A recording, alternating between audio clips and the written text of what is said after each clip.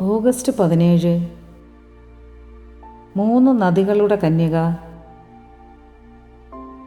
Agnes എന്ന ആട്ടിടയൻ അരുവിയുടെ അടുത്ത് ആടുകളെ മേയിച്ചു കൊണ്ടിരിക്കുമ്പോൾ അയാൾക്ക് മാതാവിൻ്റെ ഒരു ദർശനം ഉണ്ടായി. പട്ടണത്തിലെ ജനങ്ങൾ മാനസാന്തരപ്പെട്ടില്ലെങ്കിൽ കനത്ത ശിക്ഷ ലഭിക്കുമെന്നായിരുന്നു ദർശനം.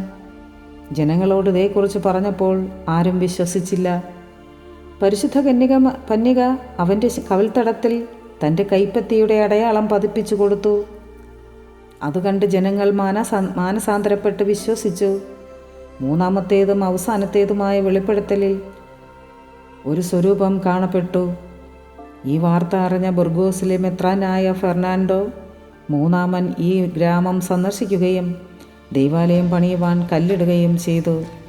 ഓഗസ്റ്റിലെ ഒടുവിലത്തേതിൻ്റെ മുൻപിലുള്ള ശനിയാഴ്ച മാതാവിൻ്റെ തിരുനാൾ ആഘോഷപൂർവ്വം നടത്തിവരുന്നു. Ave Maria.